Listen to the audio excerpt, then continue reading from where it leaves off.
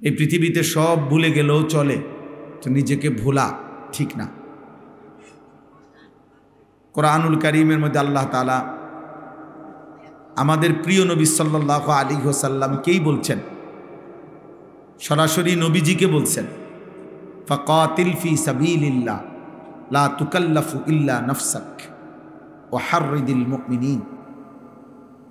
আল্লাহ তাআলা বলছেন যে বন্ধু, আল্লাহর পথে যুদ্ধ করতে গিয়ে জিহাদের ময়দানে যদি আপনার সাথে কেউ না থাকে, তবু আপনি একাই আল্লাহর পথে যুদ্ধ করেন। ফাকাতিল এক বচনের শব্দ, অর্থাৎ একাই আপনি লড়াই করবেন।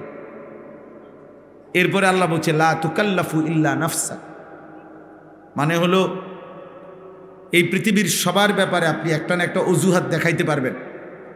ছেলে এই কারণে শোনে নাই, আমার মেয়ে এই কারণে মানে নাই, আমার স্ত্রী এই কারণে আল্লাহ চেনে নাই, আমার সমাজ, আমার দেশ, আমার বাড়ি, প্রত্যেকের ব্যাপারে কোনো না কোনো অজুহাত হয়তো পেশ করতে পারবেন।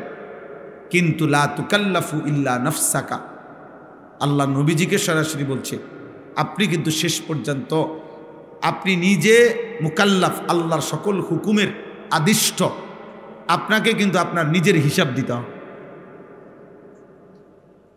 অর্থাৎ কেউ যদি আল্লাহর দিন না মানে, তবু আপনাকে একা হলেও হিসাব দিতে হবে যে আপনি ইমান ইসলাম, আমার দিন, আমার শরীয়ত কতটুকু মানছেন। তাহলে নবী সাল্লাল্লাহু আলাইহি সাল্লামকে আল্লাহ তাআলা বলছেন যে আপনি আপনার নিজের প্রতি শতভাগ নজর রাখবেন, নিজের প্রতি। ওয়া হাররিদিল মুমিনিন, আর সমস্ত মুমিনদেরকে উৎসাহিত করতে থাকুন আল্লাহর পথে। বাকি নিজের ব্যাপারে ঈমান, আমল, হালাল হারাম, আদেশ নিষেধ, আল্লাহর হুকুমের ব্যাপারে এক জাররা পরিমাণও কোনো রকমের অবহেলা করবেন না। কোরআনুল কারীমের মধ্যে আল্লাহ তাআলা বলছেন, ইয়া আইয়ুহাল্লাযীনা আমানু আলাইকুম আনফুসাকুম, হে ঈমানদারগণ, তোমরা প্রত্যেকেই নিজেকে আঁকড়িয়ে ধরো, অর্থাৎ তোমার নিজের ঈমান, আমল, আখিরাত মজবুতভাবে আঁকড়িয়ে ধরো, এ ব্যাপারে খামখেয়ালি করো না।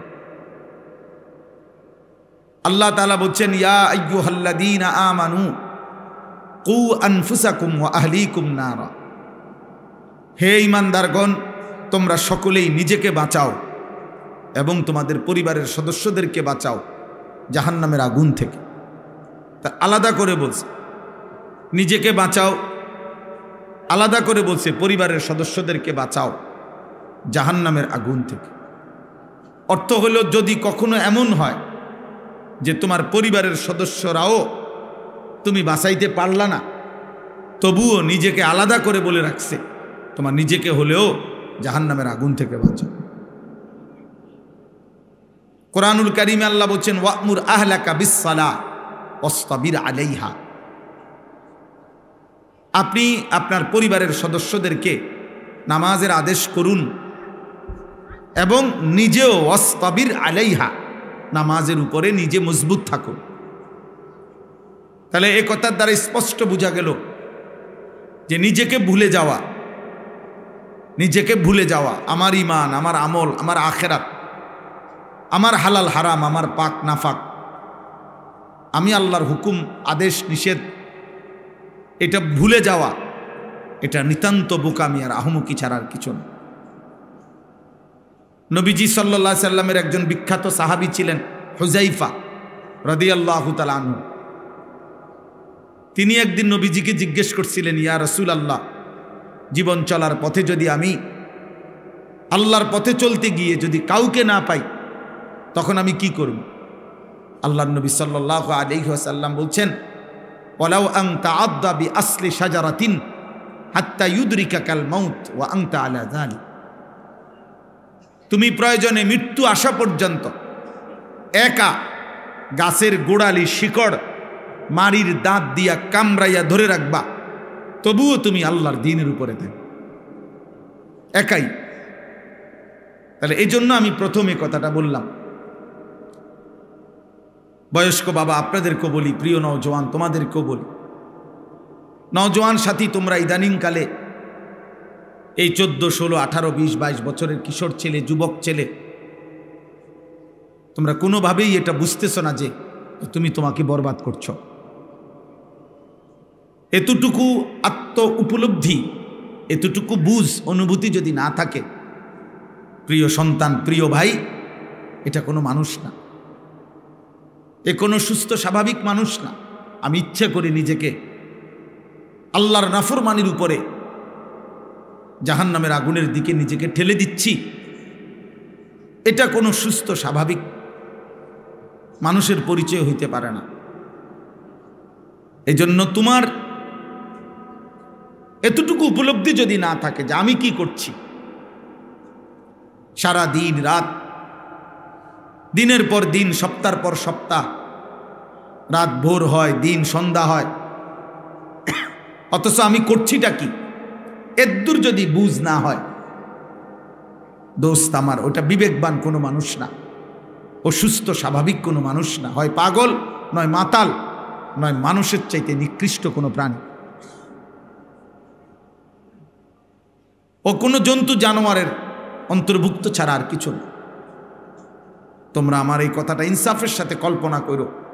একজনই ভাইব, আমি কোনো ভোটের জন্য আসি নাই যে সকলের সমর্থন আমার দরকার, আমি সবার সমর্থন চাইতে আসি নাই, আমি আখিরাতের কথা বলতে আসছি। অতএব কোনো এক আল্লাহর বান্দার কলিজায় যদি ফিকির হয়, যথেষ্ট, এতটুকুই চলবে। আমি প্রত্যেক দিন এটা আগে বলে নেই। আমার কথা হলো, ভাই, এতগুলো নওজোয়ান মাশাআল্লাহ তোমরা আসছো, তোমরা ইনসাফ করো। 365 দিন খোদার এক বছরে যে কোনো দিন ফজরের নামাজ পড়লা না, তুমি মুসলমান কিভাবে?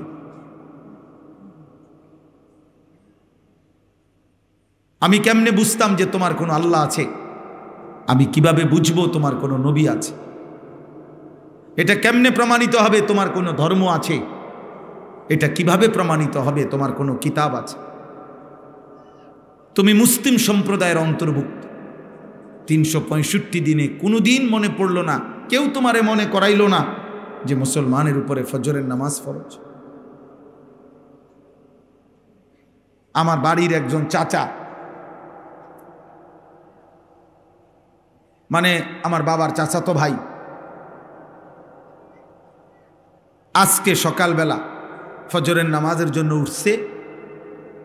ফজরের নামাজের উইঠা অজু করতে বসছে, ঘুরাইয়া পড়ছে, ফজরের নামাজের জামাতের আগ মুহূর্তেই ইন্তেকাল করছে। দোস্ত আমার, প্রতিটা রাত তোমার জন্য আমার জন্য ভোর হবে, এর কোনো নিশ্চয়তা নাই, এর কোনো নিশ্চয়তা নাই। প্রতিদিন এভাবে পৃথিবী থেকে রাতের অন্ধকারে মানুষ মৃত্যু হয়, দিনের আলোতে মানুষের মৃত্যু হয়। এই রাত অসংখ্য ব্যক্তির জন্য আগামীকালকের ভোর আনবে না। আগামীকালকের দিন অসংখ্য ব্যক্তির জন্য রাত আনবে না, রাত আনবে না। আমার ছোট ভাই আমার গ্রামের মসজিদের জুমার নামাজ পড়ায়, ও বলল যে ভাই, আমি শুক্রবার দিনও ওনার সাথে কথা বলছি, খোঁজ খবর নিছি, আজকে রবিবার সকাল। তাইলে আমি এটা বুঝাইতে চাইলাম, আরবিতে একটা বিখ্যাত কিতাব আছে লাতাইফুল মাআরিফ, ইবনু রজব হাম্বলি রাহমাতুল্লাহর কিতাব। উনি সেখানে লিখছেন, প্রত্যেকটা রাত সন্ধ্যা পৃথিবীবাসীকে ডাক দিয়ে বলে, হে পৃথিবীবাসী, আমি একবারের জন্যই এসেছি, আমি আর কোনো দিন আসবো না, তুমি আমারে কদর করো, নষ্ট করো না।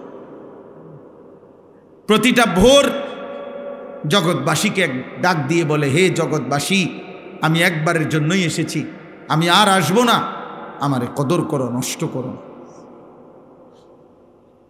16ই নভেম্বর 2025 রোজ রবিবার, খোদার কসম বন্ধু, পৃথিবীতে এই শিরোনাম আর কোনো দিন হবে না।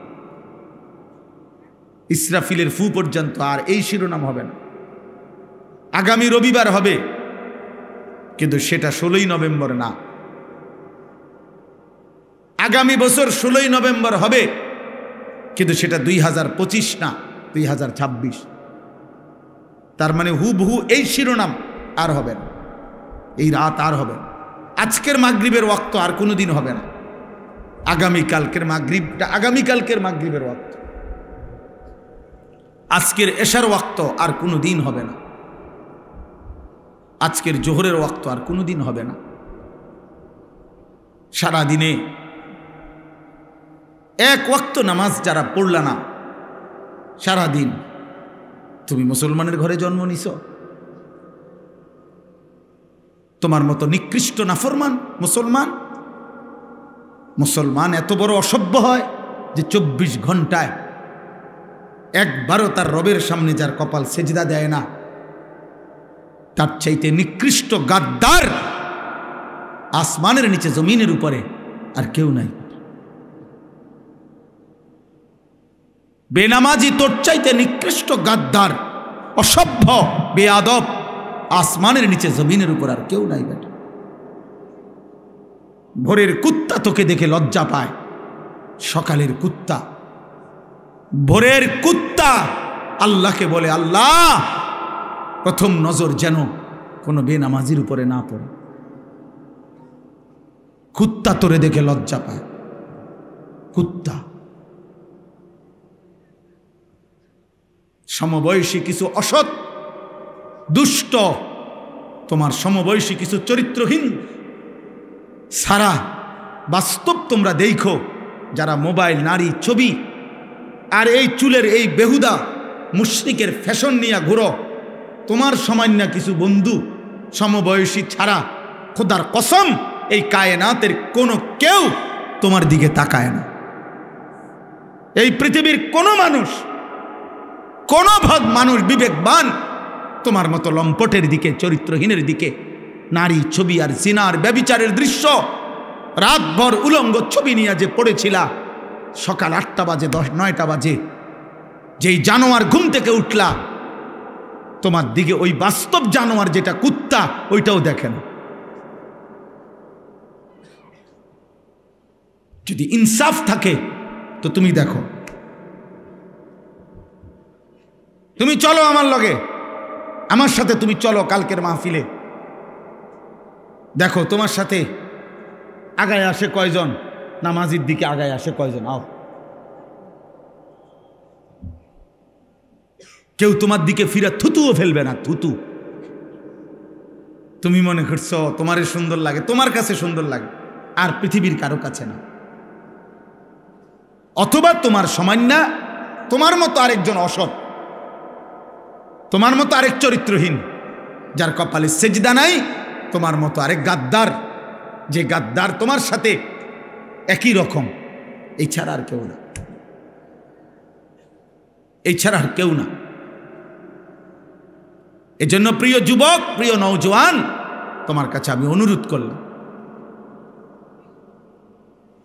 এমন আফসুসের জীবন পার করো না বাপ, যে তোমার মা তোমারে ডাকে না, বাপ তোমারে ডাকে না, এই দেশবাসী তোমারে কিছু বলে না, চোখের সামনে তুমি নষ্ট হয়ে যাইতেছ, চোখের সামনে তোমার চরিত্র শেষ হয়ে যাচ্ছে, এক ওয়াক্ত নামাজ পড়ছো না, অথচ মাও কাঁদে না, বাবাও কাঁদে না, পাড়া পড়শি, দেশবাসী, স্বজন, আত্মীয় কেউ তোমার জন্য কাঁদে না।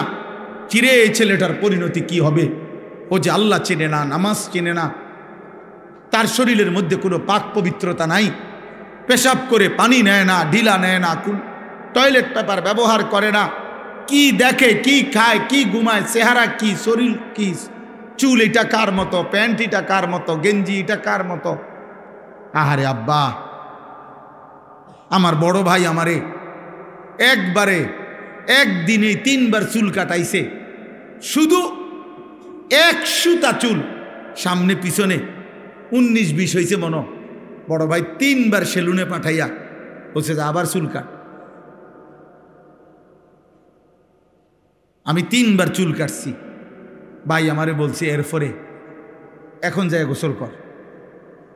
আমার পুরা জীবনে, আমার এই 44 বছরের জীবনে আমি একবার কেবল একটা 4টা ফুলওয়ালা রঙিন সাদা টুপির মধ্যে 4টা ফুল পালা একটা টুপি পরছিলাম।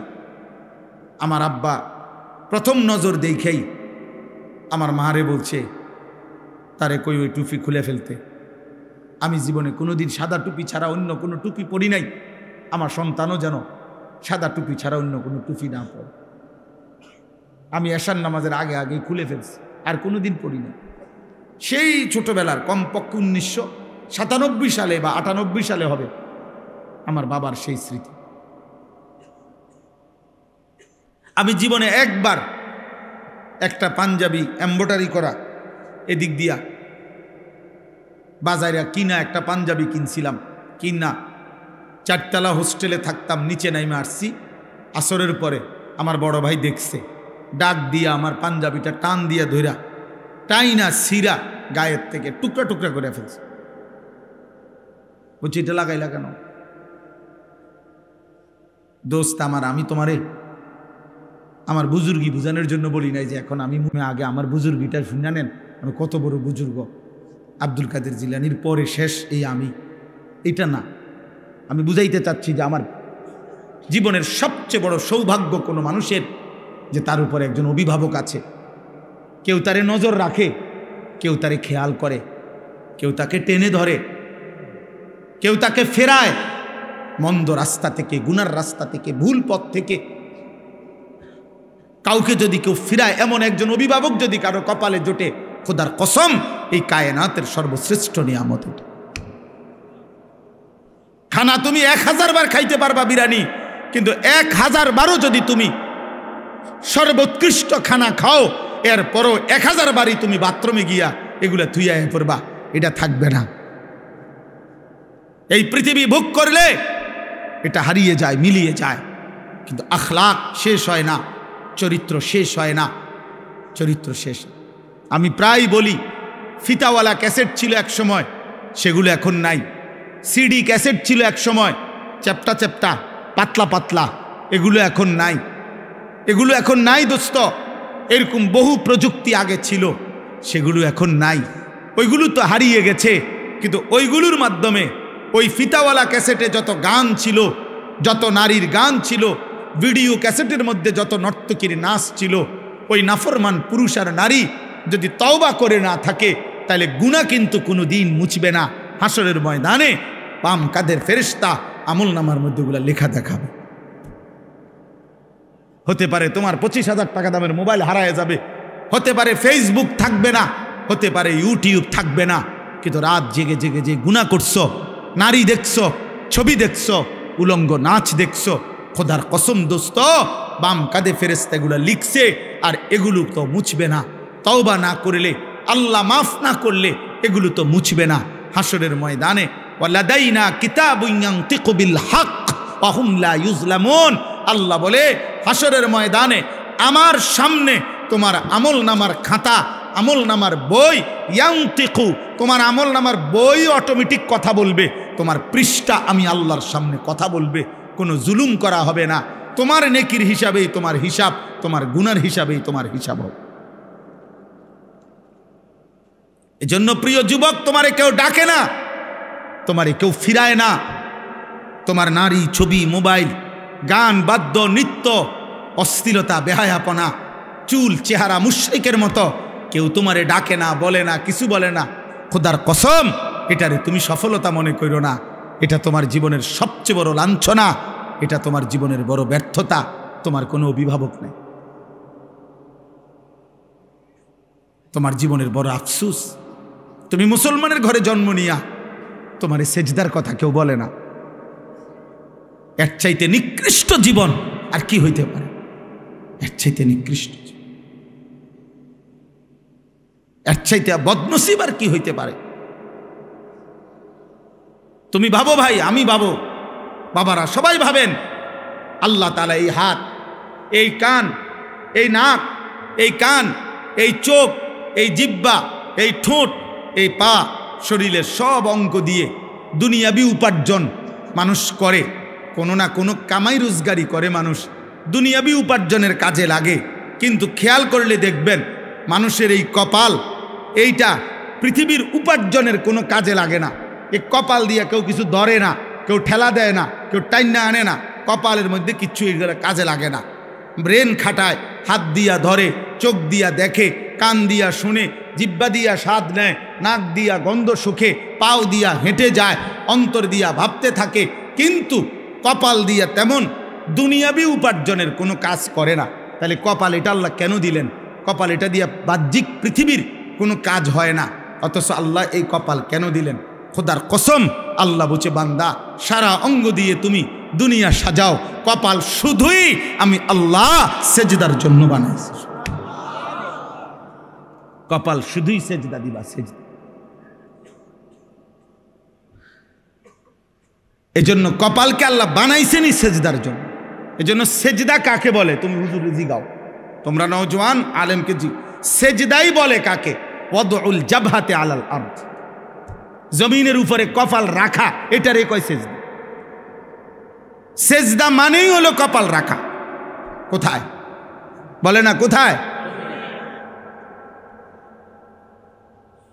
এই জন্য দোস্ত এটা মনে রাখবা, ইবলিস শয়তান ও আল্লাহ হুকুমে সেজদা দেয় নাই, একটা সেজদা, একবার শুধু কপাল নামায় নাই। আল্লাহ বলছে ফখরুজ ফাইন্নাকা রাজিম, কোরআন শরীফের আয়াত। আল্লাহ বলছে বের হ বেঈমান, বাইরো বাইরো থেকে আজকের থেকে, ফাইন্নাকা রাজিম, ইবলিস আজকের থেকে তুই অভিশপ্ত। রাজিম, রাজিম আউযু বিল্লাহি মিনাশ শাইতানির, বলে না রাজিম। ফাইযা ক্বরা'তাল কুরআন ফাস্তাইজ বিল্লাহি মিনাশ শাইতানির রাজিম। আল্লাহ বলছে রাজিম, তুই সেজদা দিলি না, এই বেঈমান, আল্লাহ বলছে তুই অভিশপ্ত। অভিশপ্ত মানে কি জানো? রাজিম মানে হলো এমন সত্তাকে বলে, এমন অস্তিত্বকে রাজিম বলে, এমন ব্যক্তিকে রাজিম বলে যে মূলত পাথর মারার উপযুক্ত, যাকে পাথর মারা উচিত, যাকে প্রতিনিয়ত পাথর মারা উচিত, এমন অভিশপ্ত ব্যক্তিকে বলে রাজিম। এজন্য ইসলামী শরীয়তের একটি বিধান, শরীয়তের একটা শাস্তি হলো, কোনো পুরুষ বিবাহিত হয়ে যদি স্ত্রী ব্যতীত অন্য নারীর সাথে জিনা করে, কোনো বিবাহিত নারী যদি আপন স্বামী ব্যতীত অন্য পুরুষের সাথে জিনা করে, তাহলে শরীয়তে শাস্তি হলো তাকে রজম। রজম মানে পাথর মেরে হত্যা করা, তারে পাথর মাইরা হত্যা করো। আল্লাহ বলছে এই রজম যেই শব্দ তাফসিরে আছে, রাজিম ওই একই শব্দ, অর্থাৎ শয়তান এতটা অভিশপ্ত যে সে মূলত প্রতি সেকেন্ড পাথর মারার উপযুক্ত, তাকে পাথর মারা উচিত, পাথর মারা। এই জন্য প্রত্যেক বছর হাজি সাহেবরা প্রতি বছর হজ্জের মধ্যে 3 দিন টানা 30 লক্ষ হাজি আল্লাহর হুকুমে 3 দিন টানা শয়তানকে অনবরত পাথর মারে, পাথর মারে। এজন্য আল্লাহ সেদিন বলছে সেজদা দিলি না, ফখরুজ ফাইন্নাকা রাজিম, সেজদা না দেওয়ার কারণে আজকের থেকে তুমি রাজিম, তোকে মূলত পাথর মারা উচিত। এবার তুমি বলো, তোমার পরিচয় তুমি বলো। ও যদি হয় রাজিম সেজদা না দেওয়াতে, তো তুমি সেজদা না দেওয়াতে কি? তুমি কো, তুমি বলো আব্বা, বলো। চুল ফিরাও, হ্যাঁ বইয়া বইয়া কেবল চুল ফিরাও, তোমারে বেঈমানে মাতাল বানায়া প্রতিবন্ধী বানায়া দিছে। তুমি এইখানে এখন এখানে যদি আমি একটা ছেলেরে দাঁড় করাই, কোনো এক মানুষ যদি এখানে দাঁড়াইয়া হে যদি তার বাম হাতটা এরকম করে, মনে করো 5 মিনিট যদি এরকম করে, বাকিরা কি বলবে? মা পাগল, এটা এরকম করে, বলবে কি না? তো তুমি কে চুলের এরম করো? তুমি যে একটু পরপর চুলের এমন করো, তো তুমি পাগল না ছাগল?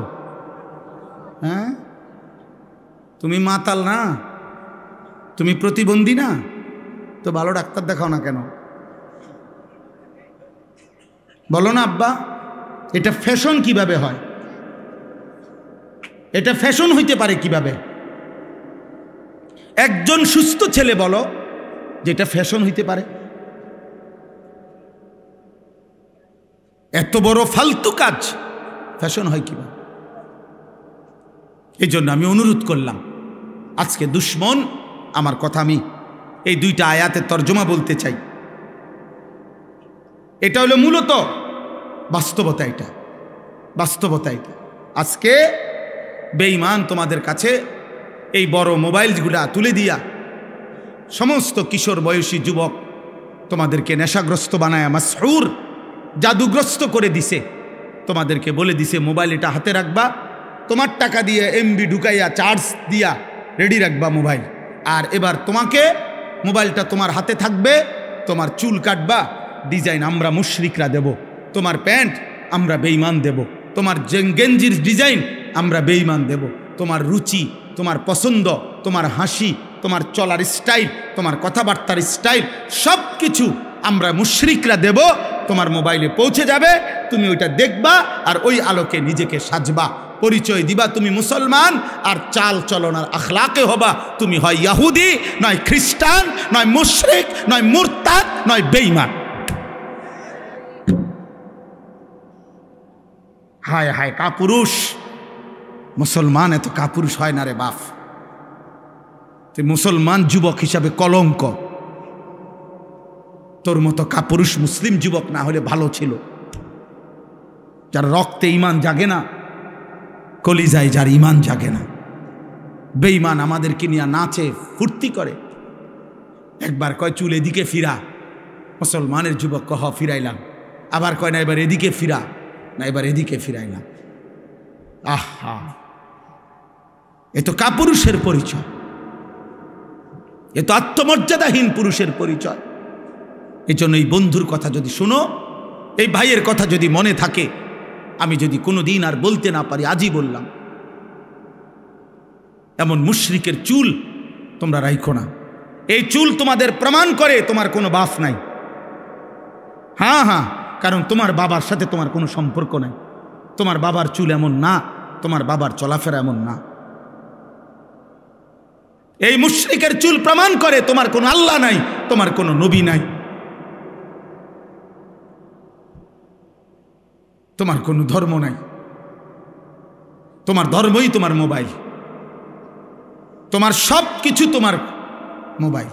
আফারাআইতা মান ইত্তাখাযা ইলাহাহু হাওয়াহু, আল্লাহ কোরআনে বলছে, হে নবী আপনি দেখেন ওই নাফরমানদের যারা তাদের মনের ইচ্ছাকেই নিজের খোদা বানিয়ে ফেলেছে। কোরআন শরীফের আয়াত কিনা, আফারাআইতা মান ইত্তাখাযা, যে তার নিজের হাওয়া, নিজের মনের চাহিদাকে নিজের খোদা বানিয়ে ফেলেছে। আল্লাহ বলছে আমি তোরে ওয়াদা দিলাম, ওয়া আদাল্লাহুল্লাহু আলা ইলমিন, আমি তার ইচ্ছে করে আমি আল্লাহই তাকে পথভ্রষ্ট করে দেব। মনের চাহিদার ধারাবাহিক অনুসরণ করিলে আল্লাহর ওয়াদা আছে। আল্লাহ বলছে একদিন আমি তাকে এমন পথহারা করে দেব, আর কোনো দিন সে পথ পাবে, আর কোনো দিন না, আর কোনো দিন না।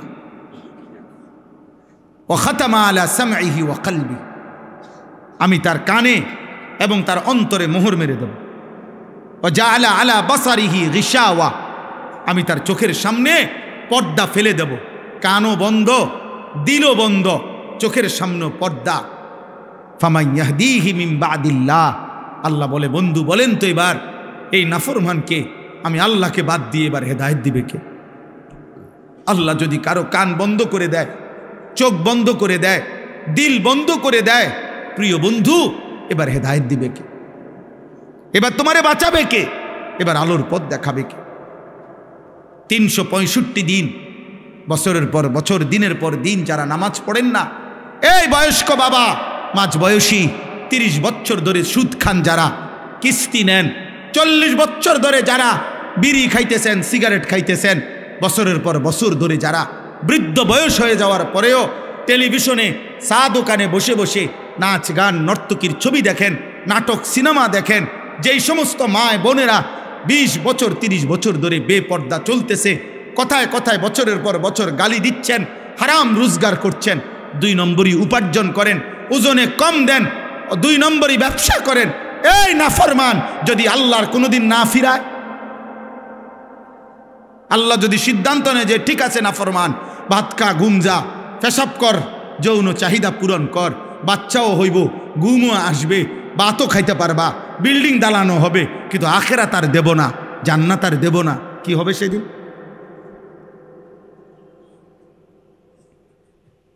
ওয়ালা তাকুনু কাল্লাযীনা নাসুল্লাহ ফাআনসাহুম আনফুসাহুম। এই যে কোরআনের আয়াত, আল্লাহ বলে মুমিন আমি আল্লাহকে এই পরিমাণ ভুলে যেও না। চাল দিয়ে না আমনে কুকুরটা সরান, আগে গুনাহ বর্জন করো। ইত্তাকিল মাহারিম তাকুন আবাদান নাস। নবী সাল্লাল্লাহু আলাইহি সাল্লাম বলছে গুনাহ ছাড়ো, তুমি হবে সর্বশ্রেষ্ঠ ইবাদতওয়ালা বান্দা। নবীজি বলছে ফাত্তাকুদ দুনিয়া ওয়াত্তাকুন নিসা। দুনিয়ার ধোঁকা থেকে বাঁচো, নারীর ধোঁকা থেকে বাঁচো, নারীর ধোঁকা থেকে বাঁচো। আল্লাহ নবী সাল্লাল্লাহু আলাইহি সাল্লাম বলছেন, আল্লাহ কোরআনে বলছেন ওয়াজারু যাহিরাল ইসমি ওয়া বাতিনা। হে আমার বান্দা, প্রকাশ্য গোপন সব গুনাহ থেকে বাঁচো, ছেড়ে দাও। ওয়ালা তাকরাবুল ফাওয়াহিশা মা যাহারা মিনহা ওয়া মা বাতান। আল্লাহ বলছে বান্দা প্রকাশ্য গোপন কোনো অশ্লীলতা বেহায়াপনার কাছেও যেও না। আল্লাহ বলছে ওয়ালা তাকরাবুজ জিনা। আমার বান্দা জিনা ব্যভিচারের কাছেও যেও না। ইন্নাহু কানা ফাহিশা, এটা খুব বেশি খারাপ কাজ। এই যুবক, নারীর এই অসভ্য প্রীতি, নারীর এই আকর্ষণ, এই মোবাইল নারীর ছবি, অশ্লীল দৃশ্য, হারাম এই ছবি, খোদার কসম এটা ছবি না, মোবাইলের ওইটা নারী না, মোবাইলের ওইটা নারীর ছবিও না, এটা নারীর ছবির ছায়া। মোবাইলের ওইটা নর্তকী না, ওইটা নর্তকীর ছবিও না, নর্তকীর ছবির ছায়া। ছায়ার সাথে প্রেম হয় না, ছায়ার সাথে ভালোবাসা হয় না, ছায়ার সাথে রাত কাটায় না, ছায়ার সাথে জীবন নষ্ট করে না কোনো বেউকুফ বোকা মূর্খ ছাড়া আর কারোর জন্য এটা সাজে না। এই জন্য মোবাইলের এটা ছায়া, ছায়া, এটা নারী না। সিনেমা নাটকের এটা ছায়া, এটা নারী না। ছবি ও না, এটা ছায়া, এটা ছায়া। তো আল্লাহ তাআলা এই আয়াতের মধ্যে সূরা লোকমানের এই দুইটা আয়াত, এবার আমি সংক্ষেপে এটা বললেই আমার কথা শেষ হয়ে যাবে। এই দুইটা আয়াতের মধ্যে আল্লাহ তাআলা মক্কার কুরাইশ কাফের, একজন কাফের নজর ইবনে হারিস, এই কাফের নবীজি সাল্লাল্লাহু আলাইহি সাল্লামের কোরআন, নবীজি যখন কাউকে কালেমার দাওয়াত দিতেন তখন নবীজি তার সামনে কোরআন পড়তেন। তো আল্লাহর কোরআন পড়লেই ধীরে ধীরে ওই মানুষটার দিল নরম হয়ে যেত, নবীজির দলভুক্ত হয়ে যেত। তো মক্কার কুরাইশরা বারবার ভাবত যে মুহাম্মদ এবং তার অনুসারীদের উপরে আমরা জুলুম অত্যাচার করি, কত গালিগালাজ করি, আমরা মুহাম্মদের অজান্তে আমরা লোকদেরকে বুঝাই, কিন্তু এই কোরআনের সামনে কোনো কিছুই টিকে না। মুহাম্মদ যখনই কোরআন পড়ে মানুষগুলোর দিল নরম হয়ে যায়, মানুষ তার দলভুক্ত হয়ে যায়। সুবহানাল্লাহ। তো এই মক্কার কাফেররা বলল, আহারে আমাদের কাছে তো কোরআনের বিপরীত কিছু নাই, যেটা দিয়ে মুহাম্মদের কালেমার দাওয়াত ঠেকাবো এটা তো নাই আমাদের কাছে।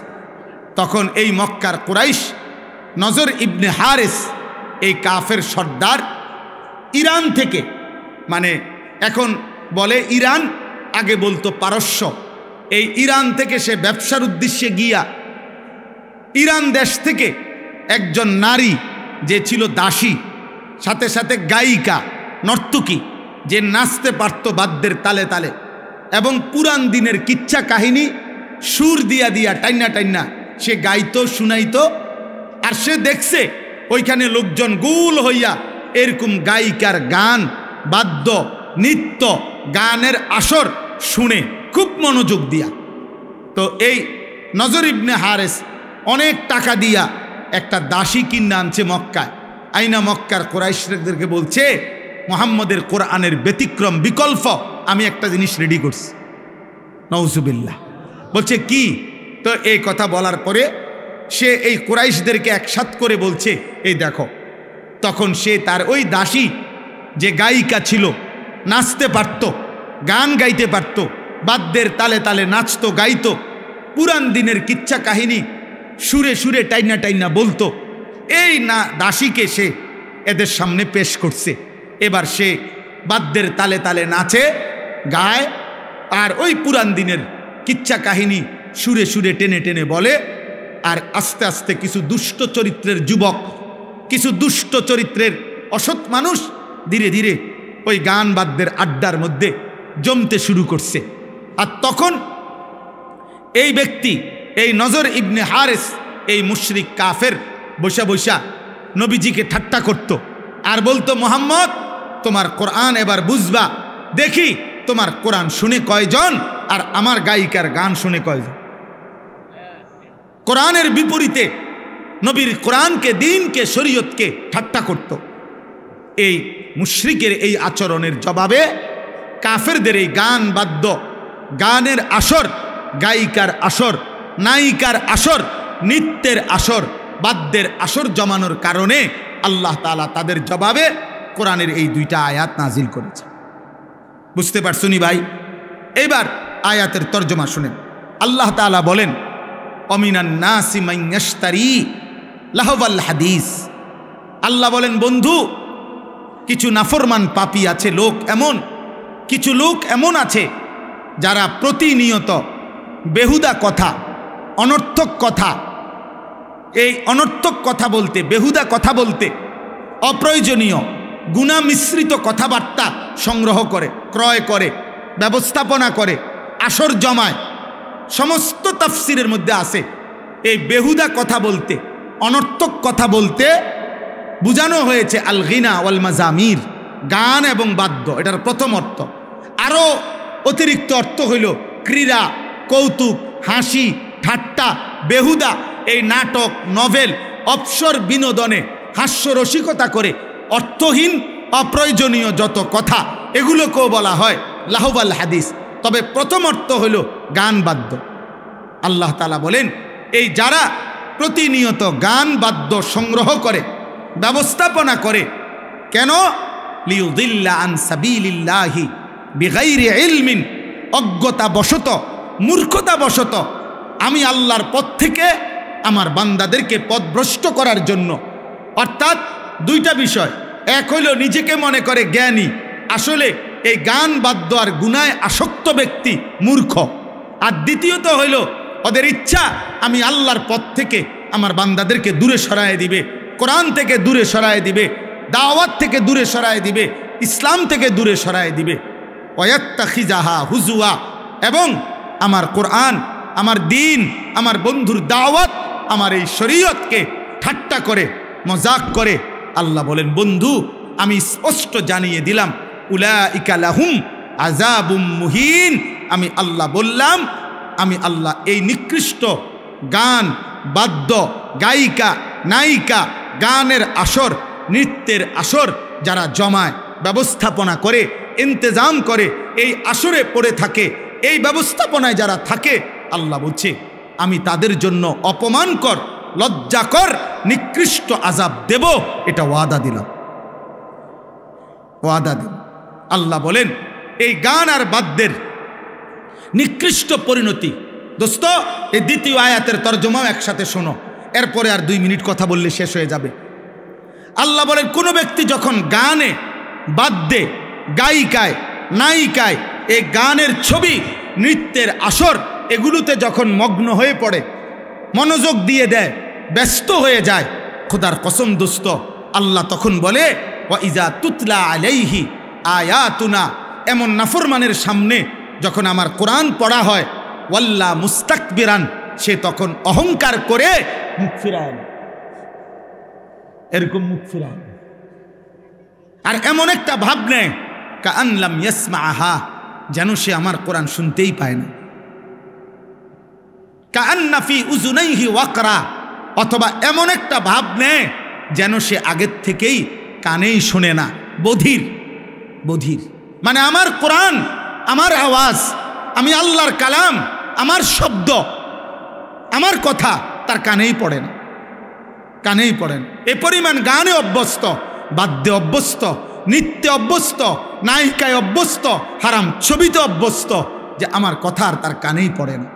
ফাবাশশিরহু বিআযাবিন আলীম, আল্লাহ বলে, বন্ধু এই সমস্ত নাফরমানদেরকেও অত্যন্ত মর্মান্তিক, নিকৃষ্ট, ভয়ানক আযাবের সুসংবাদ দেন। এটা বিদ্রুপ করে আল্লাহ বলছে যে বন্ধু ওরে সুসংবাদ দেন যে তোমারে টাঙ্গাইয়া ফিরব। আপনার জন্য সুসংবাদ, আপনি অপেক্ষা করেন, গান শুনতে থাকেন, নারী দেখতে থাকেন, ছবি দেখতে থাকেন, নাটক দেখতে থাকেন, সিনেমা দেখতে থাকেন, নর্তকীর নাচ দেখতে থাকেন, বাদ্যযন্ত্রের তালে তালে নাচতে থাকেন, মজা মারতে থাকেন। আল্লাহ ওয়াদা দিছে, ওরে বলে দিন শুধু আপনার জন্য একটি সুসংবাদ অপেক্ষা করছে, আপনাকে আল্লাহ সর্বোচ্চ পরিমাণের শাস্তি দেবে। আল্লাহ বলছে বান্দা তুমি জানো না আমি রহমান, এটা তুমি শুনছো না, আমি রাহিম, আমি গাফফার, আমি গাফুর। কিন্তু বান্দা মনে রেখো আমি শুধু রহমান আর রাহিম না, আমি কিন্তু জব্বার, আমি কাহার, আমি আজিজ, আমি জুন্তিকাম। আমি যেমন দয়াবান তেমন আমি প্রতিশোধ গ্রহণকারী, আমি শাদীদুল ইকাব, কঠিন শাস্তিদাতা, আমি সারিউল হিসাব, দ্রুত হিসাব গ্রহণকারী। আমি ছাড়ব না, আমি ছাড়ব না। বন্ধু আমার, নওজোয়ান সাথী, আমি তোমাদের জন্য বলছি, প্রিয় ভাই আমার, এবার শেষ কথা শোনো। কোরআনুল কারীমের এই আয়াতের মাধ্যমে এ কথা স্পষ্ট প্রমাণ হলো, একজন মানুষের জন্য, মুমিনের জন্য, কোনো ইমানদারের জন্য গান, বাদ্য, গায়িকা, নায়িকা, গানের আসর, নৃত্যের আসর, গান বাদ্যের আয়োজন, এই নাটক, সিনেমা, ক্রীড়া, কৌতুক, হাসি, ঠাট্টা, ফালতু বিনোদন, বেহুদা সময় কাটানোর হারাম, সম্পূর্ণ হারাম, নিষেধ। আমার ভাই তুমি বলো এবার, এই বড় মোবাইল দিয়ে দিবানিশি তোমরা কি করছো? তোমরা কি করছো? 16 বছরের, 14 বছরের, হ্যাঁ জরুরি কথা বলছেন, জরুরি কথা বলছেন। আজকে লক্ষ লক্ষ যুবক অনলাইনে মোবাইলে জুয়া খেলে, জুয়া, হায় জুয়ারি, হায় নেশাখোর, নারী লোভী, এই মোবাইলের আসক্ত যুবক। একটা কথা মনে রাখো, এই পৃথিবীতে মানুষ পাপীকে মানুষ নামে ডাকে না, পাপের নামে ডাকে। আবার বললাম, আবার শোনো আমারই কথা, মানুষ পাপীকে মানুষ নামে ডাকে না, পাপের নামে ডাকে। কোনো সুদখুরকে মানুষ মানুষ বলে না, সুদখুর বলে সুদখুর। কোনো ঘুষখুরকে মানুষ মানুষ বলে না, ঘুষখুরকে বলে। কোনো নেশাখোর তারে মানুষ আর মানুষ বলে না, তারে বলে মদখোর, নেশাখোর, গাঁজাখোর, ফুট্টাখোর, বাবাখোর, ডাইলখোর, ইয়াবাখোর, হারামখোর, হারামখোর। অতএব জুয়ারিকে, এই নাফরমান, পৃথিবীবাসী তোকে জুয়ারি বলবে, জুয়ারি। তোরে আর কোনোদিন মানুষ বলবে না। তোর 100 বছর পরে, 100 বছর পরে তোর নাতিরে মানুষ বলবে, সর, তোর দাদা ছিল জুয়ারি, তোর দাদা ছিল নেশাখোর, তোর দাদা ছিল সুদখোর, বেটা জ্বালাইয়া কইলা করে লাইছে গেরাম সুদ খাইয়া, সর তুই এনতে বেটা। শুধু তুমি না, তুমি তোমার আগামী জেনারেশনকেও কলঙ্কিত করে গেলা, লজ্জিত করে গেলা, লজ্জিত অপমানিত করে গেলা। তুমি তোমার প্রজন্মকেও শেষ করে দিলা, তুমি তোমার ফ্যামিলিকেও শেষ করে দিলা, ফ্যামিলিকেও শেষ। এই জন্য আমি অনুরোধ করছি, আজকের থেকে তোমরা নওজোয়ান ভাই, তোমরা ফিকির করো। মোবাইল প্রয়োজন থাকতে পারে কারো, প্রয়োজনকে প্রয়োজনের মধ্যে সীমাবদ্ধ রাখো। যেখানে অফিসের কাজ, ব্যবসার কাজ, চাকরির কাজ, পড়ালেখার কোনো কাজ, ঠিক আছে দোস্ত, প্রয়োজন তো প্রয়োজনই। মোবাইল ধরা কেউ হারাম বলে নাই। মোবাইলের হারাম ছবি, হারাম গান, হারাম দৃশ্য, হারাম নারী, সেটা হারাম বলছে। বড় মোবাইল এমনি হাত দিয়ে ধরা হারাম, সেটা না। তুমি নিয়ন্ত্রণ করো নিজের, আখলাকের হেফাজত করো। চরিত্রের সৌন্দর্য, প্রকৃত সৌন্দর্য, চরিত্রের পবিত্রতা, এটাই মূলত ভদ্রতা। আল্লাহ নবী সাল্লাল্লাহু আলাইহি সাল্লাম বলছে, শেষ জামানায় আমার উম্মতের উপরে 3টা বড় আযাব আসবে। তাদেরকে জমিনে ধসাইয়া দেওয়া হবে, পাথরের বৃষ্টি বর্ষণ করা হবে, আর চেহারা বিকৃত করে দেওয়া হবে। আল্লাহ নবীকে সাহাবীরা বলছে, কখন? ইয়া রাসূলুল্লাহ। নবীজি বলছেন, ইজা জাহারাতিল কাইনাত, যখন গায়িকা বেড়ে যাবে, অল মাআজিফ, বাদ্যযন্ত্র বেড়ে যাবে, ওয়াস্তাহাল্লাতিল খামরা, মানুষ পানির মতো, এরকম পানির মতো হালাল মনে করে মদ পান করতে থাকবে। নবীজি বলছে, তখন হয়তো কাউকে জমিনে ধসাইয়া দেওয়া হবে, কারো উপরে পাথরের বৃষ্টি বর্ষণ হবে, কারো চেহারা বিকৃত হয়ে যাবে। হতে পারে যুবক এমন কোনো দিন যে সারাদিনে 5 ওয়াক্ত নামাজ পড়ো নাই, আর সারা দিন সারা রাত মোবাইলে নারী ছবি, উলঙ্গ দৃশ্য, গান বাদ্য, জিনা, ব্যভিচার, মদ, জুয়ার আড্ডায় পড়েছিলা।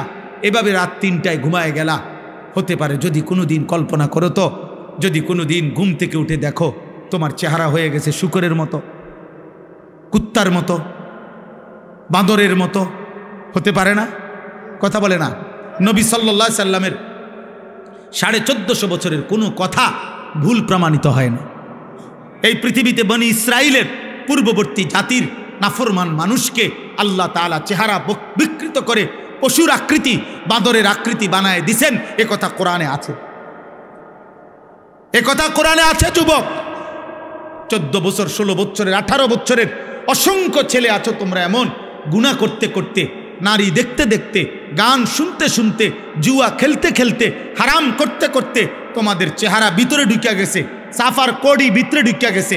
এত কম বয়সী ছেলে আরেকটু ফিটফাট, আরেকটু সুন্দর, আরেকটু মায়াময়, আরেকটু নাদুস নুদুস দেখা যাওয়ার কথা ছিল, কিন্তু গুনাহ তোমার শরীর নষ্ট করে দিছে। তুমি ইনসাফের সাথে দেখো। অতএব আজকে তোমাদের কাছে অনুরোধ করলাম, তোমরা গান, বাদ্য, মোবাইলের আসক্তি ছেড়ে দাও, ছেড়ে দাও বাপ। হযরত আবু বকর সিদ্দিক রাদিয়াল্লাহু তাআলা আনহু বলছেন, আল গিনা মাজামিরুশ শাইতান, গান হচ্ছে শয়তানের বাদ্য। ইমাম আজম আবু হানিফা রাহমাতুল্লাহ আলাইহি বলছেন, সিমাউল আগানি ফিসকুন, গান শোনা প্রকাশ্য পাপ, ওয়াত্তালাজ্জুযু বিহা কুফরুন, গান শুনে মজা পাওয়া কুফরি, কুফরি, কুফরি। গান শুনে মজা, এই যে গান শুনা, এরপরে এই যে এমন তাল মারে না, এমন, এরপরে ঢোলে, এরপরে হাত বাড়ি দেয়, পাও বাড়ি দেয়, এরপরে গায়িকা নর্তকীর গায়ে টাকা দেয়, টাকা ছাড়ে। হ্যাঁ, মনে রাখবা ভাইয়া, যেখানেই বাদ্য বাজে, সেটা যদি ধর্মের নামে গান হয়, ভক্তিমূলক গান হয়, পীরের নামে গান হয়, মাজারের নামে গান হয়, আর অন্য সিনেমার নামে গান হয়, একই রকম হারাম, একই রকম হারাম, একই রকম হারাম। এটা যেখানেই বাদ্য সেখানেই হারাম, সেখানেই হারাম। যেখানেই নারীর আড্ডা সেখানেই নেশার আড্ডা, সেখানেই গানের আড্ডা। 3 জিনিস এক ক্ষতি আনে, মদ, নারী আর গান। এ তিনটা এক ক্ষতি আনে, এক দাগে। যেখানে মদ আছে সেখানে নারী আছে, সেখানে গানও আছে। যেখানে গান আছে ওখানে নারীও আছে, নেশাও আছে। তিনটা কি এক ক্ষতি আনে, এক ক্ষতি, এক দাগে, এক ক্ষতি আনে 3 দাগ। এই 3 জিনিস বরাবর। অতএব কোনো নামে বাদ্য বাজানো যাবে না, কোনো নামে না, ভক্তির নামেও না, অভক্তির নামেও না। আল্লাহ আমাদেরকে হেফাজত করেন। প্রিয় যুবক ভাই, আমার শেষ অনুরোধ দোস্ত, তোমাদের কাছে নওজোয়ান অনুরোধ করছি, আমার শেষ 2টা ওসিয়ত। 30 বছরের নিচে তোমাদের যাদের বয়স, তোমরা হাত তোলো, হাত উঠাও। 30-এর নিচে যাদের বয়স, হুজুর দেখেন, আপনি দোয়া করে দেন হুজুর, আল্লাহ যেন করে কবুল করে। কোন মাশাআল্লাহ, মাশাআল্লাহ, মাশাআল্লাহ। হাত নামাও, হাত নামাও। আমার 2টা ওসিয়ত নওজোয়ান আমি বন্ধু তোমাদের কাছে পেশ করলাম। ভালোবেসে আসছো, মহব্বত করে আসছো দোস্ত। আমার 2টা ওসিয়ত। 1 নাম্বার, চোখের হেফাজত করো, নারী দেখো না, ছবি দেখো না, গান শুনো না, অশ্লীল দৃশ্য দেখো না। আব্বা, যে নারীর চাহিদা আল্লাহ বিবাহিত পবিত্র হালাল স্ত্রীর মাধ্যমে পূরণ করে দেবে ইনশাআল্লাহ। ওয়েট ওয়েট ওয়েট, অপেক্ষা করো, পূরণ হবে ইনশাআল্লাহ। তোমার বাবা দাদা পূর্বপুরুষ স্বামী স্ত্রীর পবিত্র বন্ধনে এভাবে আসছে, তুমিও এক মা বাবার পবিত্র বন্ধনে তুমি পৃথিবীতে আসছো। অতএব মিলে যাবে। তুমি সবর করো, নষ্ট হয়েও না, চরিত্রহীন হয়েও না। চরিত্রহীন রে কেউ মনে রাখে না রে আব্বা। নষ্ট মানুষকে কেউ স্মরণ করে না, অসৎকে কেউ স্মরণ করে না, থুতু দেয়। আর 2 নাম্বার কথা হলো, ফজরের নামাজ জামাতের সাথে পড়ো।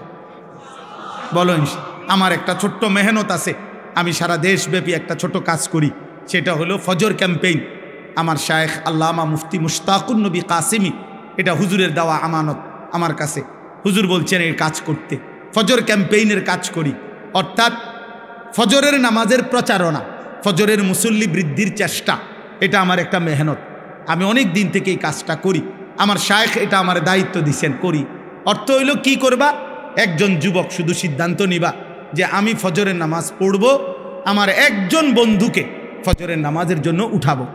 তোমরা হইবা 2 জন, তোমরা এবার আরো 2 জনকে বলবা, হবে 4 জন, তোমরা 4 জন আরো 4 জনকে বলবা, হবে 8 জন। এভাবে বাড়বে, ফজরের মুসল্লি বাড়বে, ফজরের মুসল্লি বাড়বে, মাহাদির সৈনিক বাড়বে। ফজরের মুসল্লি যারা, মাহাদির সৈনিক তারা। ফজরের মুসল্লি যারা, দাজ্জালের বিরুদ্ধে লড়বে তারা। সবার কাছে বিনীত অনুরোধ, নওজোয়ান ভাই, তোমরা যদি নিজ দায়িত্বে চুপ করো তাহলে আমার বলতে সুবিধা হবে। আমি অনুরোধ করছি, কেউ বিকট আওয়াজে জি ঠিক এমন আওয়াজ করে চিৎকার করে বলবা না, এবং একদম কথা বলো না। কিশোর ভাই নওজোয়ান একজনও, তোমরা যারা নওজোয়ান 14, 16, 18, 20, 22 বছরের, তোমরা চুপ থাকো, মুরব্বীরা কথা বলুক, তাহলে ওনাদের কথা বুঝতে সুবিধা হবে যে কোন কোন মুরব্বী কথা কয়। বোঝো নাই কথা? তাইলে তোমরা সিদ্ধান্ত নাও যে তোমরা কোনো কথা বলবা না, ঠিক আছে ইনশাআল্লাহ? আল্লাহ তাআলা আমাদেরকে তৌফিক দান করেন।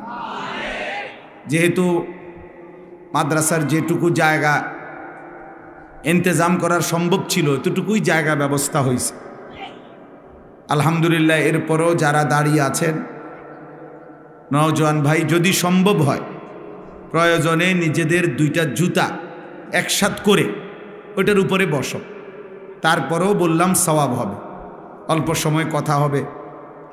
আমি বললাম এটা বরকত হবে।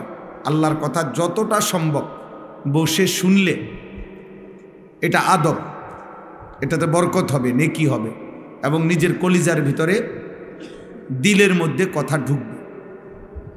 এজন্য আমি প্রত্যেককে বলছি, সবাই মিলে চেষ্টা করে দেখেন, যদি কেউ বসতে পারেন তো বসে শোনেন।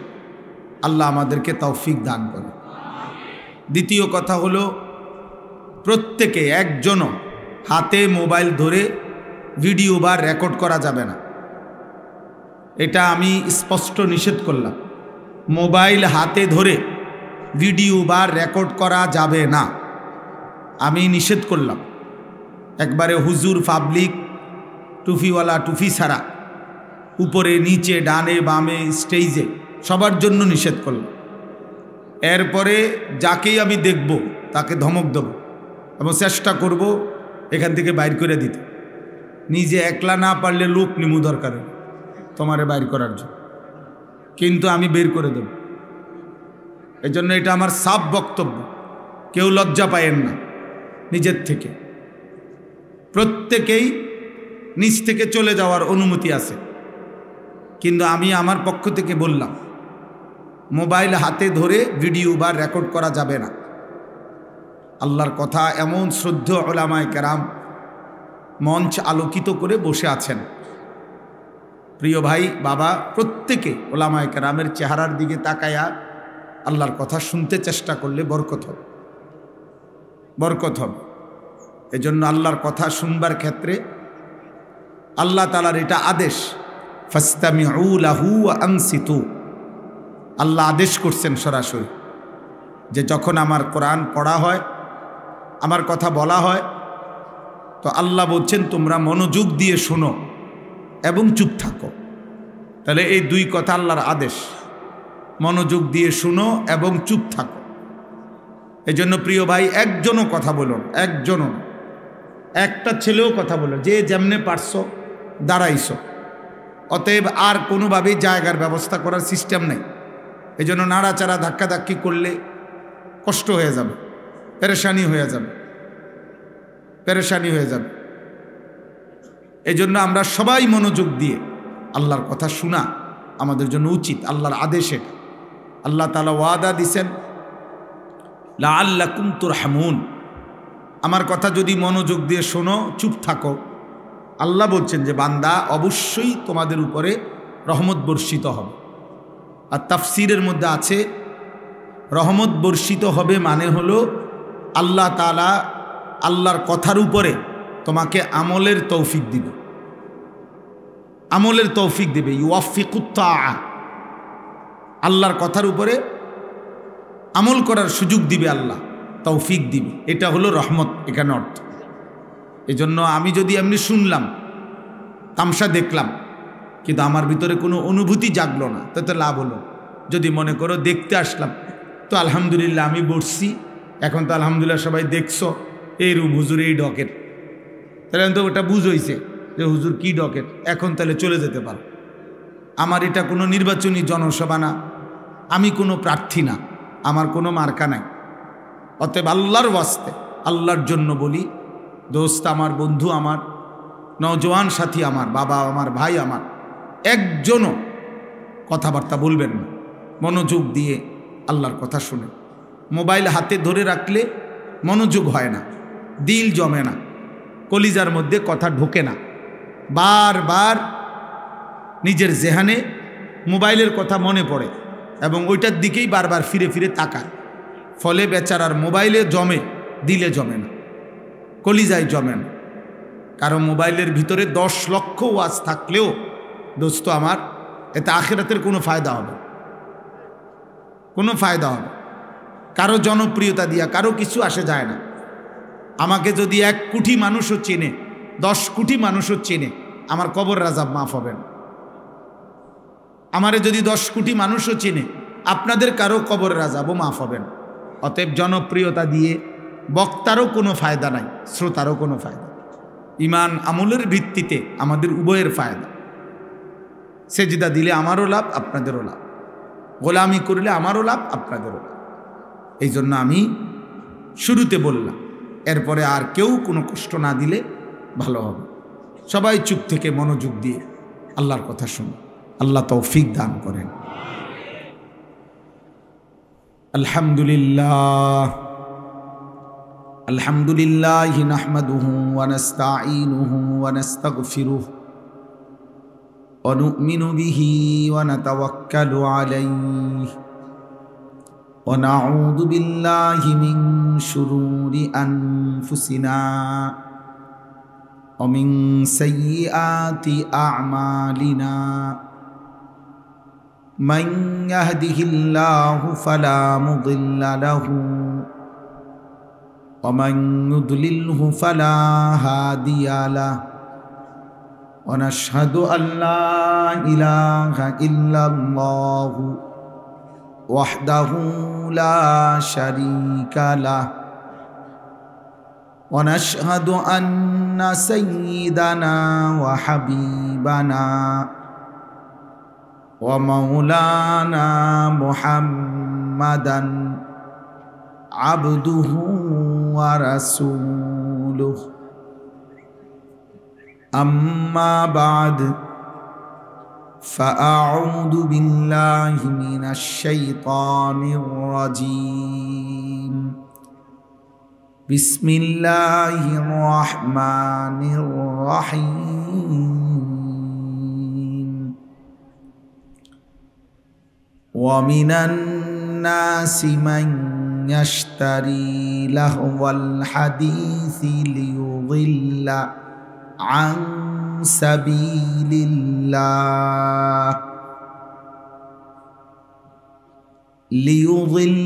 আন সাবিলিল্লাহি বিগাইরি ইলমিন ওয়া ইয়াত্তাখিদাহা হুজুয়া।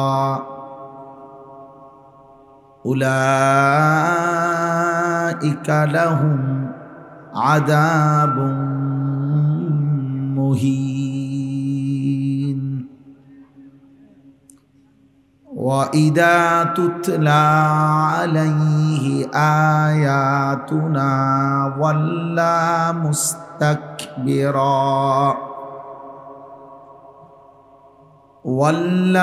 মুস্তাকবিরান কাআন লাম ইয়াসমা'হা কাআন্না ফি উযুনাইহি ওয়াকরা।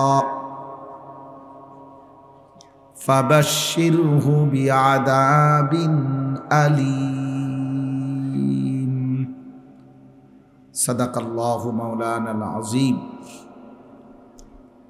وقال نبينا صلى الله عليه وسلم লায়াকুনু ফি উম্মতি খাসফুন ওয়া কাসফুন ওয়া মাসখ কিলা ইয়া রাসূলাল্লাহ মাতা قال إذا ظهرت القينات والمعازف واستحلت الخمر اللهم صل على محمد وعلى آل محمد كما صليت على إبراهيم وعلى آل إبراهيم إنك حميد مجيد اللهم بارك على محمد وعلى آل محمد كما باركت على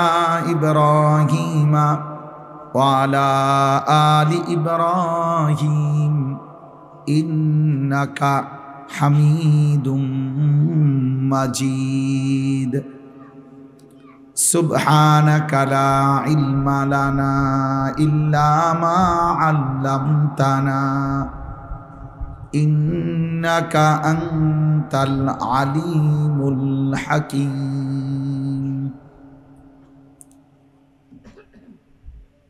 الحمد لله আল্লাহ পাক রব্বুল ইজ্জত সুল জালাল ওয়াল ইকরামের ফজল করম রব্বুল আলামিনের অপরিসীম ইহসান মেহেরবানি দয়া আল্লাহ তাআলা আমাদেরকে আজ 16 নভেম্বর 2025 রোজ রবিবার বিবাড়িয়া জেলা আশুগঞ্জ জামিয়া ইসলামিয়া দারুল উলুম সোহাগপুর মাদ্রাসার আজকের এই বার্ষিক ইসলামী মহাসম্মেলন 2 দিনব্যাপী সম্মেলনের আজকের প্রথম দিনের এই লগ্নে মহান আল্লাহ পাক রব্বুল আলামিন আমাদেরকে আসবার বসবার আল্লাহর জন্যই জমা হওয়ার তৌফিক দান করেছেন আলহামদুলিল্লাহ।